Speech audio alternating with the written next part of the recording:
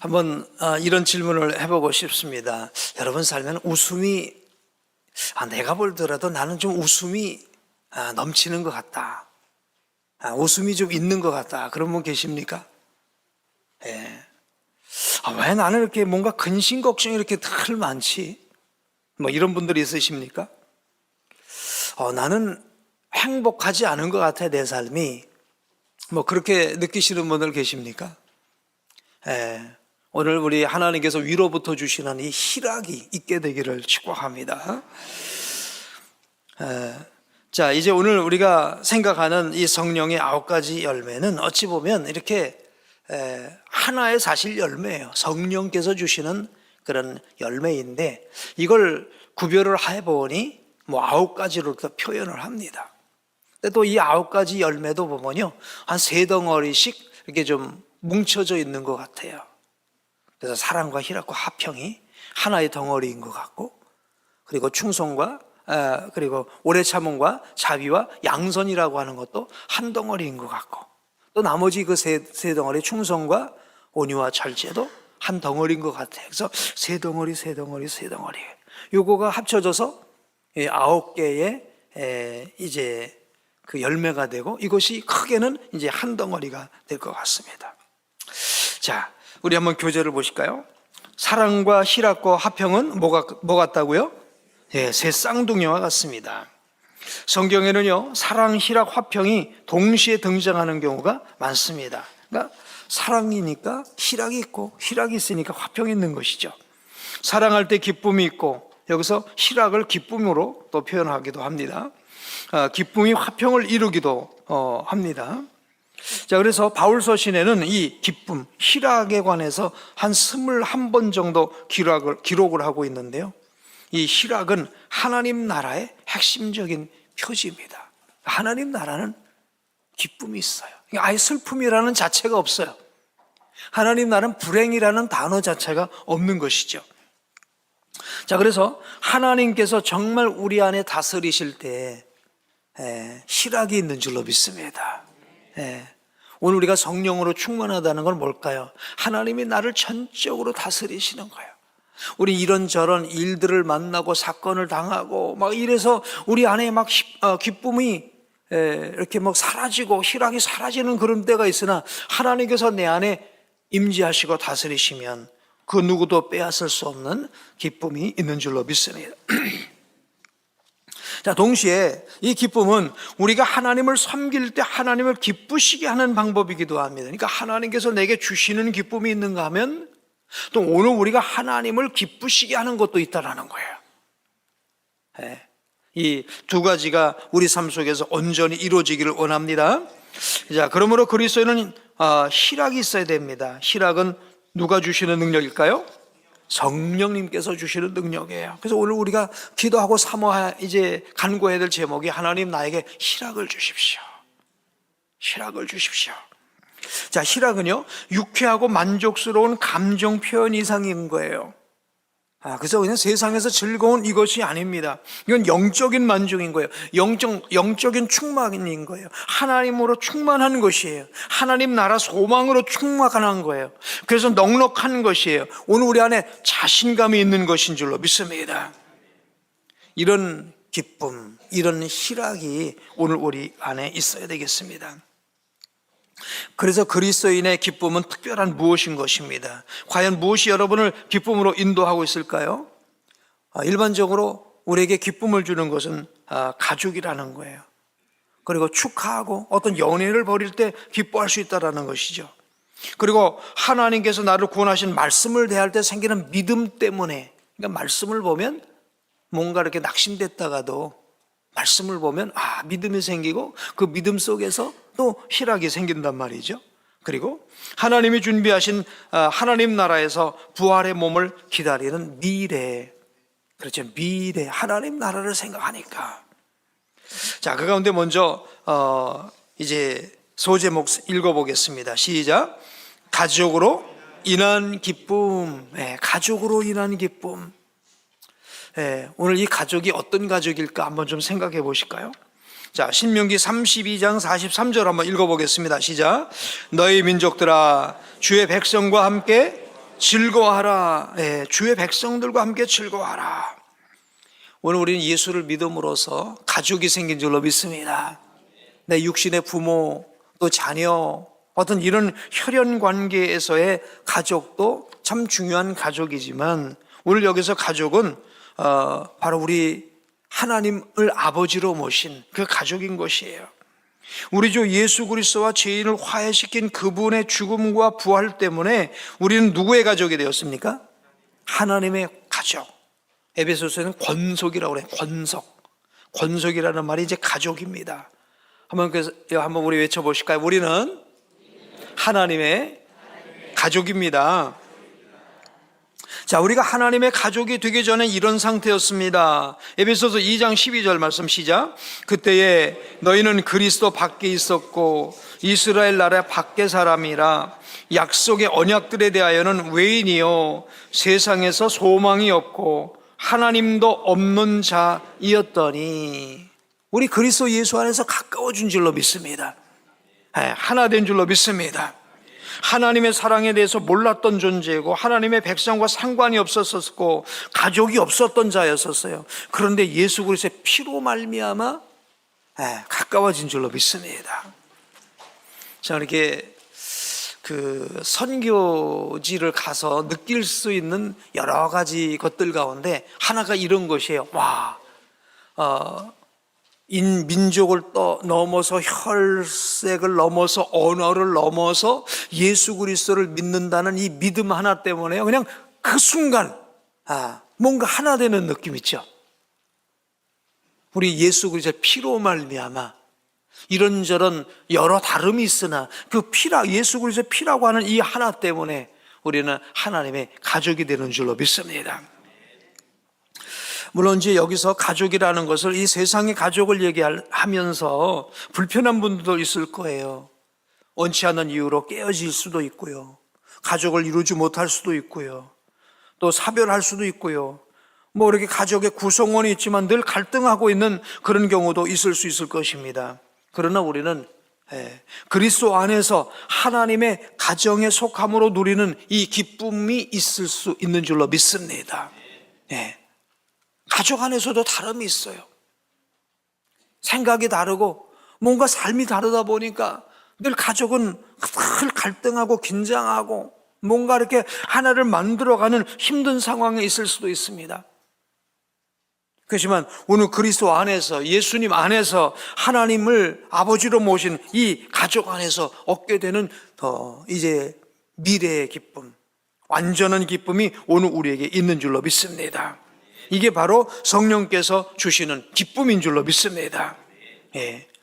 오늘 우리는 하나님께서 우리를 영원한 가족으로 그 누구도 깨뜨릴 수 없는 영원한 가족으로 우리를 삼아주셨다는 이 어마어마한 믿음을 우리 저와 여러분 모두 소유하기를 원합니다. 자, 이제 그래서 하나님 안에서 우리가 가족이 되었기 때문에 우리가 하나님 안에서 즐거워해야 될 줄로 믿습니다. 자, 우리 성령의 열매로서의 기쁨은요, 구약의 절기를 지키는 가운데 뭔가 이렇게 두드러지게 나타나는 그런 모습을 보이고 있어요. 특별히 이제 초막절 같은 경우 이런 절기를 지킬 때 보면요, 일을 하지 않습니다. 민족 전체가 휴가를 즐기면서 하여튼 즐기는 시간들입니다. 하나님의 명령을 따라서 이제 절기는요, 즐거워하는 거예요. 이게 보면 우리 하나님께서는 우리가 즐거워하면서 살기를 원하신 줄로 믿습니다. 그래서 영어를 저도 잘 모르지만 enjoy와 joy는 틀린 것 같고 happiness도 틀린 것 같고 지금 조금씩 의미가 다른 것 같은데요. 우리가 이 하나님이 주시는 이 기쁨과 우리가 세상에서 우리 육신의 어떤 것을 즐기는 것과는 또 틀린 거예요. 그런데 하나님께서 육신적으로도 즐기는 것을 그렇게 반대하진 않으셨어요. 그러나 육신적인 즐김에 있어서는 어느 정도 경계선이 있어야 되는 거예요. 근데 하나님 안에서의 즐거움이라고 하는 것은 이건 경계선이 없는 거예요. 무한하고 영원하고 풍성한 것인 줄로 믿습니다. 그래서 이렇게 절기를 지키라고 하는 것이 육체의 쾌락을 즐기라는 거냐? 그건 아니고요. 그건 아니고요.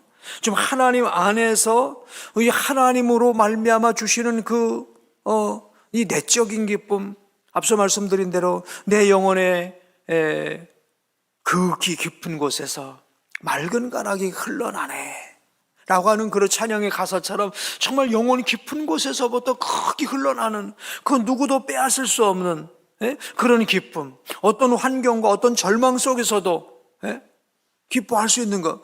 아우슈비츠 그 수용소에서도 어떤 사람은 기뻐했다는 거예요. 그런 기쁨, 누구도 빼앗을 수 없는, 죽음조차도 빼앗을 수 없는 그 기쁨. 할렐루야. 이런 것이 오늘 우리 안에 있어지게 되길 축복합니다. 그러니까 초막절이 어떤 것이겠어요? 애굽을 생각하고 홍해를 생각하고 광야 40년을 생각하고, 그리고 요단을 이제 건너서 그 가나안을 다 정복하고 하나님께서 거저 주신 땅에서 내가 손으로 짓지 않은 집을 거하는 거예요. 그죠? 내가 손으로 짓지 않은 집에 거하는 거예요. 하나님이 온전히 우리에게 주신 이것을 우리가 누리기 때문에 하나님으로 인해서 즐거워하는 이 기쁨, 하나님 때문에 즐거워하는 이 희락, 이게 오늘 이 초막절인 줄로 믿습니다. 장직 하나님 나라에 들어가서 즐거워할 그 모습에 어떤 이 땅에서 예행 연습하는 게 초막절인 것이죠. 오늘 이런 하나님 정말 즐거움, 이런 희락을 하나님 내게 주십시오. 사단마귀는 뺏어가요. 자꾸만 세상 현실을 보여주면서 이걸 뺏어가지만 이것을 내게 주십시오 할 수 있는 오늘 이 새벽이 되기를 축복합니다. 그래서 이 기뻐하는 데는 타락의 요소가 틈탈 수 있기 때문에 조심해야 됩니다. 이런 것은 하지 말아야 된다는 거예요. 자, 에베소서 5장 18절 읽어보실까요? 시작. 술 취하지 말라. 이는 방탕한 것이니 오직 성령의 충만을 받으라. 세상이 주는 어떤 타락적인 쾌락의 요소를 기쁨이라고 생각하면 안 된다는 거예요. 성령의 충만함으로 말미암아 주시는 기쁨, 이 기쁨이 오늘 우리에게 있어야 될 줄로 믿습니다. 자, 그래서 이 기쁨은 어떻게 돼야 되느냐? 사회적이어야 된다는 거예요. 이 개인적 기쁨의 차원을 넘어서 모두의 기쁨이 돼야 된다는 겁니다. 그래서 절기를 지킬 때 중요한 요소는요, 외국인과 나그네와 종들도 기뻐할 수 있어야 되는 거예요. 야, 우리 잔치 벌이자. 오늘 초막절 됐으니까 우리 잔치 벌리자 하고 주인은 막 이제 잔치를 벌려서 즐거워하는데 거기서 종들은 뼈가 빠져갖고 죽어가는 막 이런 것이 돼서는 안 된다는 거예요. 한편에서는 기뻐하고 한편에서는 울고 있어서는 안 된다는 거예요. 이게 하나님이 원하시는 기쁨이 아니라는 것이죠. 느헤미야 5장에서 보게 되면 이스라엘 백성이 포로에서 귀환해서 정착을 합니다. 그런 과정에서 어떤 악덕 지주가 있어요. 고리대금으로 가난한 백성에게, 힘없는 백성에게 고리대금을 줍니다. 근데 이 고리대금은 갚을 수가 없으니까 땅을 갖다 바치고 그것 갖고도 안 되니까 자식까지 종으로 갖다 바쳐야 되는 이 상황이 된 거예요. 그런데 하나님께서 자유를 주시려고 그들을 포로에서 해방시켜 주셨는데, 자유를 주시려고 해방을 시켜 주셨는데 악독 지주가 이 돈 때문에 그 상대방을 이렇게 땅도 뺏고 자식까지 뺏어서 종을 삼으려고 하니 이게 그 땅이 기쁨의 땅이 아닌 거예요. 통곡의 땅이 돼버린 거예요. 그래서 이거 해결하지 않아요. 매일 그러지 않습니까? 하나님이 자유를 주시려고 이렇게 우리를 해방시켜 주셨는데 왜 또 너희는 그들을 속박하고 있냐라는 것이죠. 그러니까 함께 기뻐할 수 없다고 한다면 진정한 기쁨이 없다라는 것입니다. 기쁨이 아니라는 것입니다. 근데 세상에 함께 기쁨이 어디 있을까요? 전쟁을 해도 한쪽에선 승리했어요. 한쪽에선 졌어요. 승리한 사람은 우리가 이겼다. 그런데 진 사람은 어떻게 됩니까? 다 죽지 않습니까? 세상의 기쁨은 한쪽에선 웃고요, 한쪽에선 울고 있는 게 세상의 기쁨일 거예요. 내가 돈을 벌었다. 그럼 누군가는 돈을 잃은 사람이 있을 거 아니에요. 그렇죠? 그러니까 한쪽에서는 웃고 한쪽에서는 이제 울고 있는 게 세상의 기쁨일 수밖에 없어요. 자, 그런데 완전한 기쁨이 있습니다. 모두의 기쁨이 있습니다. 자, 8쪽 맨 아래쪽 복음을 듣고부터 한번 우리 같이 읽어보실까요? 시작. 복음을 듣고 구원을 받아 기뻐하고 복음을 듣지 못한 이웃에게 복음을 전하여 구원의 기쁨을 누리게 하는 기쁨입니다. 하나님께서 독생자 예수 그리스도를 세상에 보내심은 참 기쁨을 회복하시기 위함입니다. 우리가 죄로 말미암아 마땅히 받아야 할 형벌을 대신 받으시고 십자가에서 심판을 당하셨습니다. 그리고 부활하심으로 사단이 주는 불행에서 우리를 자유하게 하셨습니다. 그러므로 모든 피조물을 하나님과 화해하게 하셨으니 복음 안에서 우리는 진정한 희락을 누릴 수 있습니다. 그렇습니다. 복음 안에서 진정한 희락을 누릴 수 있습니다. 세상이 전부인 줄 알고 열심히 공부해서 1등하면 칭찬받으니까 그게 전부인 줄 알고 열심히 공부하고 열심히 돈 벌어서 세상에서 집 사고 뭔가 성공을 이루는데 어느 날 덜커덕 암사기예요. 모든 희망이 다 사라져 버렸어요. 멘붕 상태입니다. 어떻게 해야 될까? 너무 공부하느라고 너무 돈 버느라고 아예 예수라고 하는 이것은 생각해보지도 않았습니다. 내가 주인공이 되어서 이 세상을 살아왔는데 암사기가 되고 나니까 나도 없어진 것이고 성공도 없어지고 모든 게 없어졌어요. 근데 복음을 들었어요. 예수님을 만났어요. 예수님을 만났어요. 나의 죄의 문제, 영생의 문제 예수 그리스도 안에서 해결이 돼서 내가 왜 이제 이 예수를 만났을까? 내가 왜 이제서 이 예수 그리스도를 만났을까? 예수 그리스도 안에서 내가 세상에서 누릴 수 없는 이 모든 것을 얻게 되었네. 예수 그리스도 안에서 다시 기쁨을 되찾은 줄로 믿습니다. 그러므로 복음 안에는요 세상이 줄 수 없는 기쁨, 영원한 기쁨, 완전한 기쁨이 있는 줄로 믿습니다. 우리 주님께서 우리의 모든 저주를 가져가 버리셨어요. 모든 슬픔을 가져가 버리셨어요. 모든 눈물을 다 가져가 버리신 거예요. 주님은 우리를 진정한 이제 웃음을 우리에게 주신 분이 우리 주님이신 줄로 믿습니다. 더 감사한 건요, 그뿐 아니라 예수 그리스도 안에서 우리가 하나님이 가족이 되었을 뿐만 아니라 그와 함께 영생복락을 누리고요, 하나님 나라의 공동 상속자가 된 줄로 믿습니다. 하나님 나라를 우리가 상속받는 줄로 믿습니다. 그래서 무슨 일을 만나도 기쁨을 우리는 빼앗기지 말아야 됩니다. 어쩌다 보니까 한순간에 재산 절반이 날아갔네. 재산 절반 날아갔어도 아무것도 안 해요. 갑자기 몸이 그냥 시한부 인생이 됐으면요 재산이고 뭐고 다 날아간 거예요. 그렇죠? 어찌 보면 다 날아가도 빼앗을 수 없는 게 있어요. 우리에게 주신 하나님 나라인 줄로 믿습니다. 이게 저 멀리 보는 시온성이 아니라 내 눈에 또렷이 보여야 될 줄로 믿습니다. 저 멀리 가물가물 보이는 시온성이 되니까 그게 희망이 안 되는데 내 눈에 또렷이 보이도다. 아멘. 그럴 때 누구도 빼앗을 수 없는 성이 될 기쁨이 될 줄로 믿습니다. 희락이 그리스도인이 맺어야 할 열매인데 왜 우리의 삶에서는 기쁨이 부족할까요? 자꾸만 현실의 이 상황에 시선을 집중하기 때문에 그래요. 이거 보이는 사람 때문에, 그 누구 때문에, 어떤 사건 때문에, 어떤 어려움 때문에, 어떤 물질 때문에, 이런 것들 때문에 자꾸만 우리가 기쁨을 이제 우리는 빼앗겨버린단 말이죠. 이때 우리는 우리의 눈을 들어서 복음의 위대한 진리를 마음에 새기고 모든 상황에서 기뻐할 수 있어야 될 줄로 믿습니다. 그리고 무엇보다도 한번 읽어보실까요? 시작. 그리고 성령께서 내 안에 기쁨을 회복시켜 달라고 뭐 해야 된다고요? 기도해야 돼요. 주님 나 안에 기쁨을 주십시오. 누구 날마다 해프게 그냥 실실실실 웃으면서 다니라 이런 얘기는 아니겠죠. 물론 그거 그냥 찡그리고 다니는 것보다 차라리 웃고 다니는 게 낫습니다만은, 근데 여기서 희락은 뭡니까? 그저 웃는 건 이상인 것입니다. 웃는 건 이상이에요.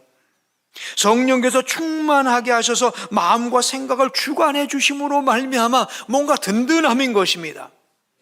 뭔가 저 사람은 웃을 상황이 아닌데 웃고 있네. 저 사람은 불안한 상황인데 편안하네.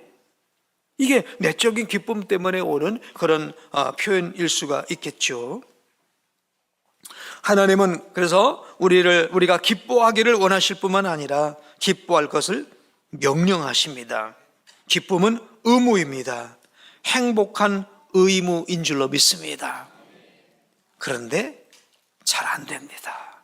왜? 우리 육신의 본질상 우리는 근심하고 걱정하고 염려할 수밖에 없어요. 성령 하나님, 오늘 간구합니다. 나에게 위로부터 주시는 희락을 주십시오.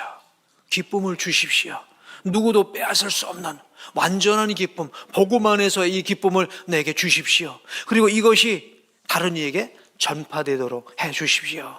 간구하는 오늘 이 새벽 되기를 축복합니다. 기도하겠습니다.